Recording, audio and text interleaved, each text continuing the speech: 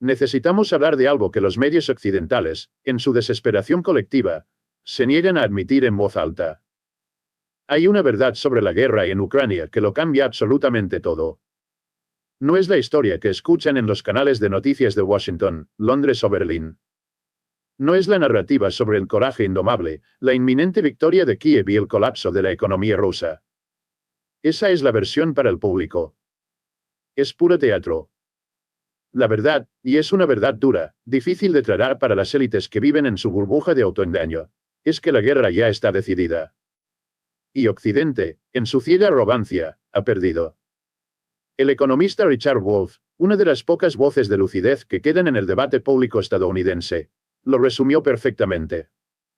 Dijo, y cito, la arrogancia de Washington acaba de entregarle Ucrania a Rusia. No se equivoquen. Lo que el profesor Wolff llama arrogancia es, en realidad, algo mucho más profundo, mucho más sistémico. Es el síntoma de un imperio en negación terminal. El imperio estadounidense, acostumbrado a dictar las reglas del juego global durante casi 80 años, simplemente no puede procesar psicológicamente, no puede aceptar un mundo que ya no se doblega automáticamente a sus órdenes. La guerra en Ucrania nunca se trató, en esencia, de la soberanía ucraniana o de la democracia. Eso fue el marketing. Eso fue lo que le dijeron a ustedes, al pueblo, para justificar los miles de millones de dólares impresos y enviados, para justificar la inflación que corroe su poder adquisitivo. La guerra, en su esencia, fue el intento desesperado de Washington por detener el reloj. Fue una apuesta, un todo o nada, para quebrar a Rusia, enviar una advertencia final a China y forzar al resto del mundo, al sur global, al mundo multipolar emergente, a volver a la obediencia. Estaba destinada a ser la jugada maestra que reafirmaría la hegemonía unipolar estadounidense para el siglo XXI. En lugar de eso, se convirtió en el mayor error de cálculo geopolítico, quizás, de la historia moderna. Washington no estaba luchando solo contra Rusia, estaba luchando contra la propia realidad económica y demográfica. Y la realidad, señores, siempre gana. Analicemos las pruebas de esta arrogancia. Diseccionemos cómo esta negación se transformó en un acto de suicidio económico para Occidente. La primera y más obvia arma que Washington desenfundó fue su favorita, las sanciones económicas. Las élites en Washington, tanto demócratas como republicanos, genuinamente creían, en su cámara de eco, que podían apagar la economía rusa de la noche a la mañana. Creían que, al confiscar las reservas rusas, unos 300.000 millones de dólares, y al cortar el acceso de Rusia al sistema de pagos SWIFT, el rublo se evaporaría, la economía rusa implosionaría en semanas, el pueblo ruso hambriento se levantaría contra el gobierno y el Kremlin imploraría misericordia. Esa era la fantasía. Era una ilusión nacida de décadas de leer sus propios informes de think tanks, que repetían el mantra de que Rusia era solo una gasolinera con armas nucleares, una economía frágil e insignificante. Subestimaron fundamentalmente la resiliencia de la sociedad rusa, que ha vivido con sanciones durante más de una década. Pero, más importante aún, subestimaron al resto del mundo. ¿Qué sucedió en la realidad? Exactamente lo opuesto a lo planeado. Como el profesor Wolff señala incansablemente, el capitalismo global siempre encontrará un camino. Al intentar aislar a Rusia del sistema occidental, Washington solo le dio a Rusia el incentivo que le faltaba para hacer lo que ya debería haber hecho hace mucho tiempo, desdolarizarse y diversificar a sus socios. Rusia giró hacia el este y hacia el sur. ¿Y a quién encontró allí? Encontró a China, la mayor economía industrial del planeta. Encontró a India, la nación más populosa del planeta. Encontró a Irán, a Arabia Saudita, a Brasil, a Sudáfrica. Estas naciones, que componen la mayoría de la población mundial y una parcela creciente del PIB global, miraron las sanciones y no vieron un acto de justicia. Vieron una oportunidad. Comenzaron a comprar energía rusa, petróleo y gas, con descuentos significativos. Y, de manera crucial, comenzaron a pagar en sus propias monedas. En yuanes, en rupias, en rublos. No en dólares. Rusia, a su vez, reorientó toda su cadena de suministro. Lo que compraba de Alemania, ahora lo compra de China. El petróleo que vendía a Europa, ahora lo vende a India y Asia. ¿El resultado? La economía rusa no colapsó. Se reestructuró. El año pasado, la economía rusa creció más rápido que la economía alemana, más rápido que la economía británica y más rápido que la economía de Estados Unidos. El Fondo Monetario Internacional, el propio FMI, tuvo que revisar al alza sus proyecciones para Rusia, de forma vergonzosa, mes tras mes. El rublo no se evaporó. Hoy está más fuerte que antes de la guerra. Mientras tanto, ¿quién pagó realmente el precio de esta arrogancia de Washington? Fueron ustedes. Fuimos nosotros. Fueron los ciudadanos de a pie de Europa, y en menor medida, de Estados Unidos. La víctima más obvia de esta arrogancia fue Alemania.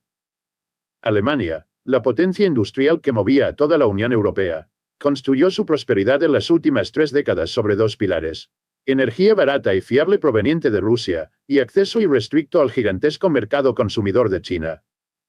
La arrogancia de Washington exigió que Alemania cometiera un suicidio económico en nombre de la solidaridad, de la OTAN. Bajo presión directa de Washington, Alemania fue forzada a cortar el gas barato de Rusia.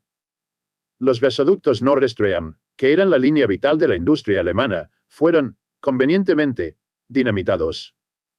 ¿Y qué sucedió? Lo previsible. Los costos de la energía en Alemania se dispararon. 10, 20 veces. La inflación, que los alemanes temen más que a nada, estalló. Y la poderosa industria alemana, el corazón de la economía europea, comenzó a paralizarse. Empresas como BASF, la mayor empresa química del mundo, un gigante industrial, anunciaron que estaban cerrando fábricas en Alemania, despidiendo a miles, en la ironía suprema, invirtiendo decenas de miles de millones de dólares para construir sus nuevas fábricas, en China. Washington no salvó a Europa de Rusia. Washington salvó a Europa de su propia competitividad industrial. En un solo movimiento geopolítico, Estados Unidos eliminó a su principal competidor económico, Alemania, usando a Ucrania como pretexto. Fue un acto de sabotaje imperial disfrazado de alianza. Europa, liderada por una clase política en Bruselas que obedece más a Washington que a sus propios ciudadanos, aceptó dócilmente su propia desindustrialización. Ahora compran gas licuado estadounidense, 4 o 5 veces más caro que el gas ruso. ¿Y quién paga esa cuenta? El trabajador alemán, el trabajador francés, el trabajador italiano, que ven cómo suben sus facturas de luz y desaparecen sus empleos. Ese es el primer tiro en el pie. La destrucción de la base industrial aliada. El segundo tiro en el pie fue la propia inflación. Las élites políticas, como Joe Biden, intentaron culpar a Putin. La llamaron la inflación de Putin. Eso es un insulto a la inteligencia. La inflación no fue causada por Rusia. La inflación fue causada por las sanciones occidentales contra Rusia. Cuando decides, por arrogancia, eliminar a uno de los mayores productores de energía, granos, fertilizantes y metales del mundo del mercado global, no castigas solo a ese país. Creas una escasez artificial. Y por la ley más básica de la economía, la escasez genera precios más altos. Los precios de la gasolina, los precios de los alimentos, los precios de la electricidad. Todo subió.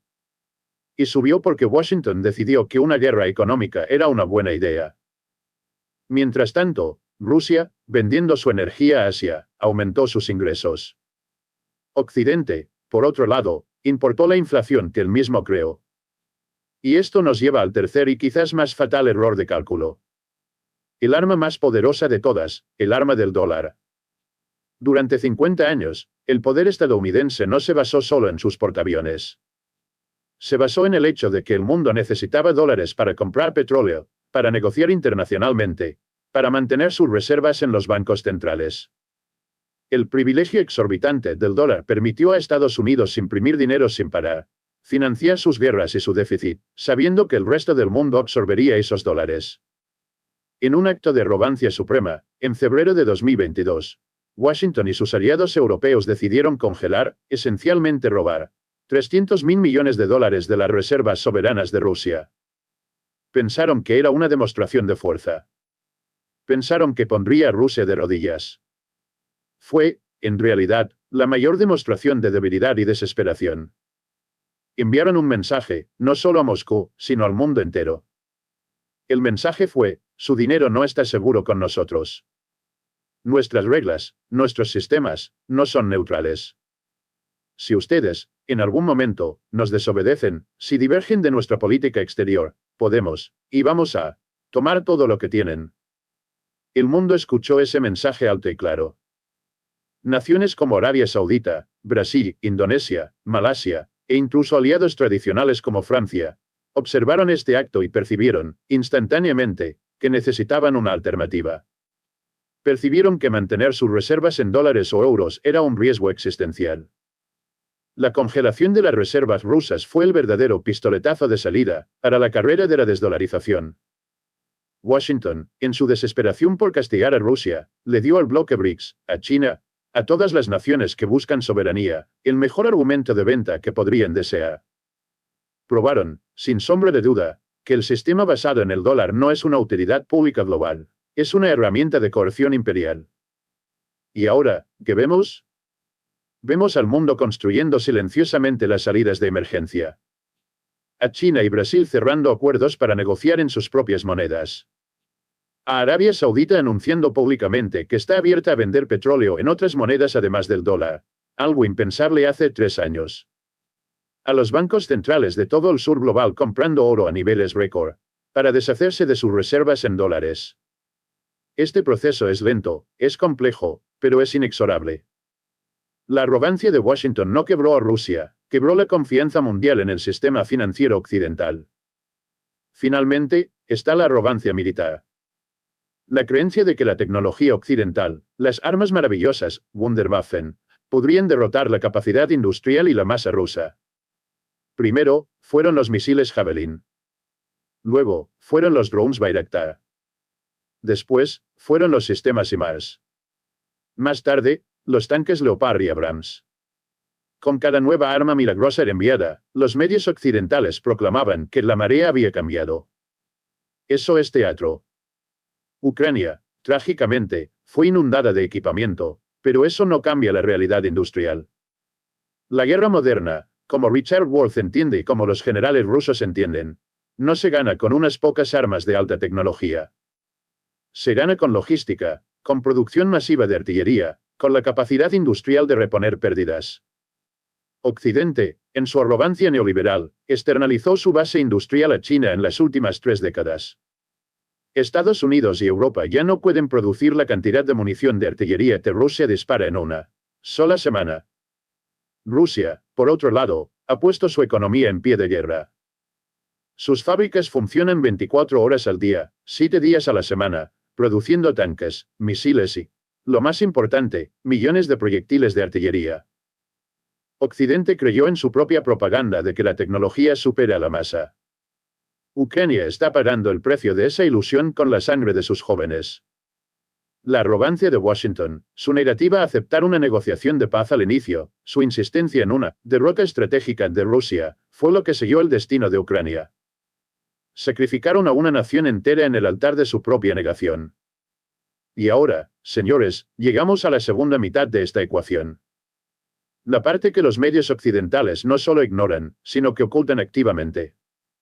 Porque mientras enfocan sus cámaras, día y noche, en la desesperación y la debilidad de Occidente, evitan, a toda costa, mostrar la otra cara de la moneda, el ascenso silencioso, estratégico e imparable del mundo multipolar. La arrogancia de Washington, como dijo el profesor Wolff, no le entregó Ucrania solo a Rusia. Le entregó el futuro a los BRICS. Veamos las pruebas. La consecuencia más profunda de las sanciones no fue económica, fue diplomática. Washington, al declarar la guerra económica total a Rusia, forzó a todas las naciones no alineadas del mundo a tomar una decisión. Y la tomaron.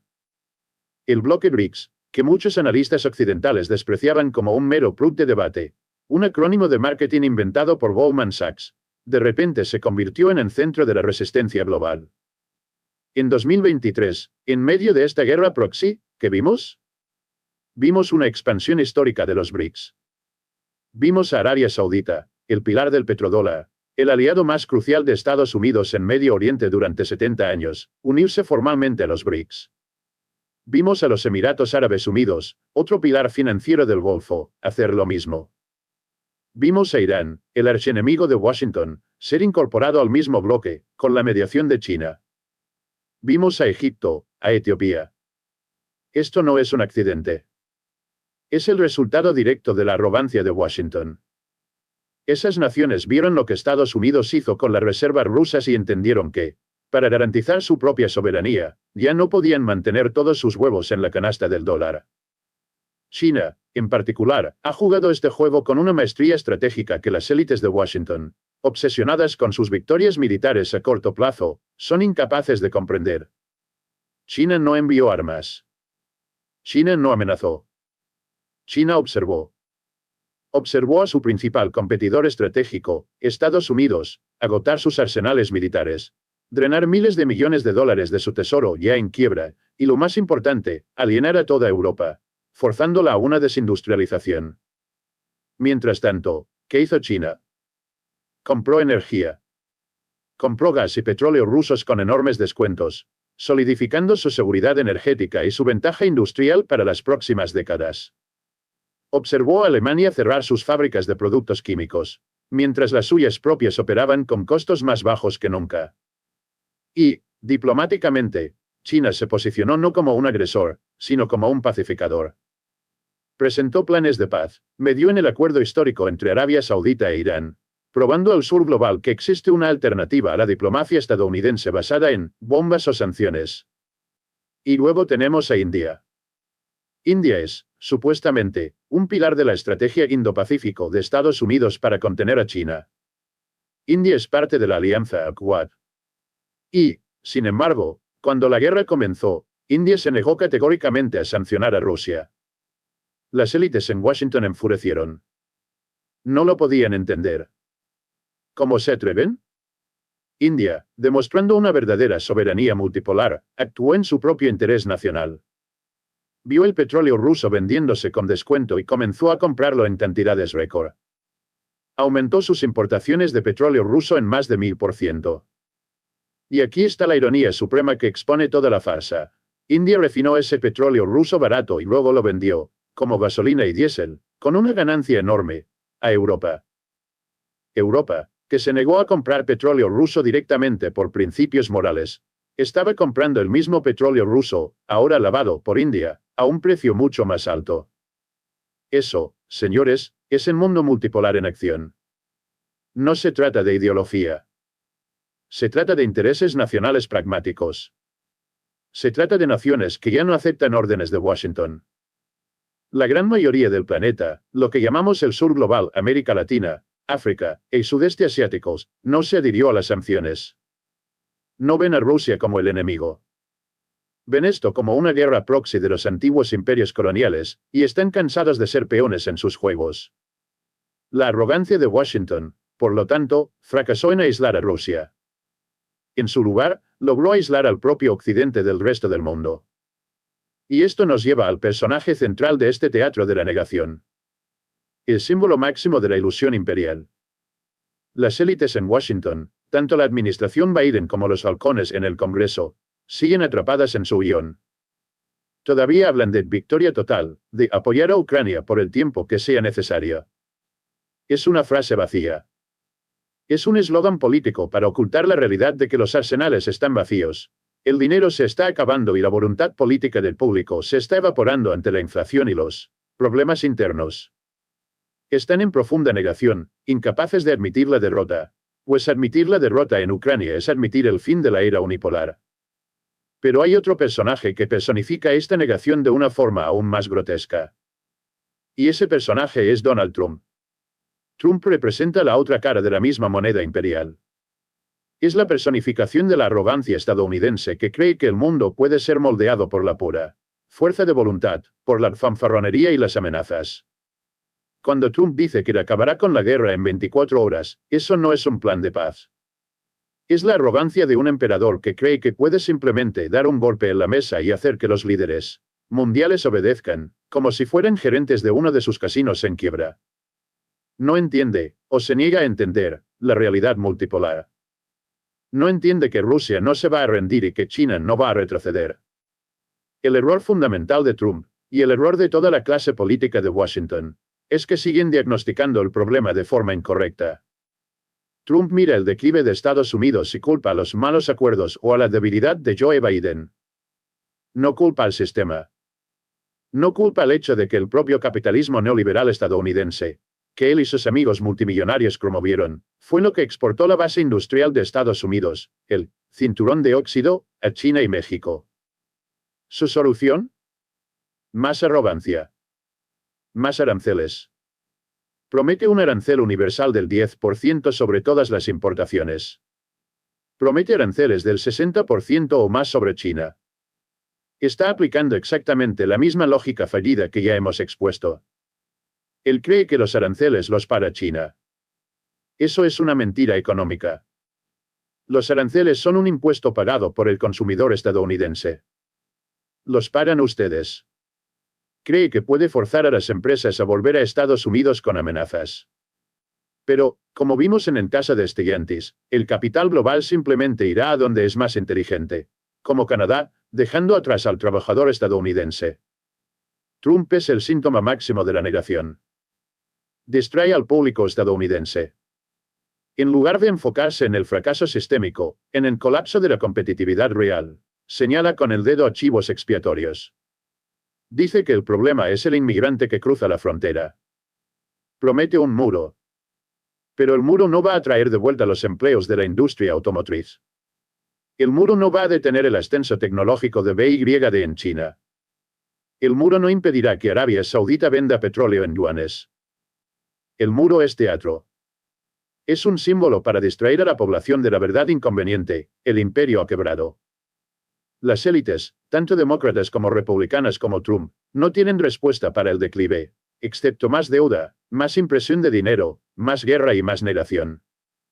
Y así, cerramos el círculo. El profesor Richard Wolff estaba absolutamente en lo cierto. La arrogancia de Washington fue el catalizador. La guerra en Ucrania no será recordada como la gran cruzada por la democracia que los medios occidentales intentaron vender. Será recordada en los libros de historia como el momento en que el imperio estadounidense, en un último acto de desesperación, intentó detener el reloj de la historia y fracasó miserablemente. Será recordada como el momento en que las sanciones se dispararon en el pie de la economía occidental. El momento en que la congelación de las reservas rusas expuso al dólar como un arma política, acelerando su caída. Y el momento en que la base industrial fantasma de Occidente quedó expuesta, incapaz de competir con la producción en masa del mundo multipolar. El cambio es real. El cambio es inevitable. La negación en Washington, ya sea de Biden o de Trump, no puede detener esta realidad. Pero ahora, usted, que ha visto este análisis hasta el final, ya no está en negación. Usted conoce la verdad. Si este análisis le ha hecho ver el mundo con otros ojos, si ha entendido que hay una lucha por la dignidad en marcha, entonces no se quede en silencio. Comparta este vídeo para que más personas comprendan lo que los medios de comunicación tradicionales jamás explican.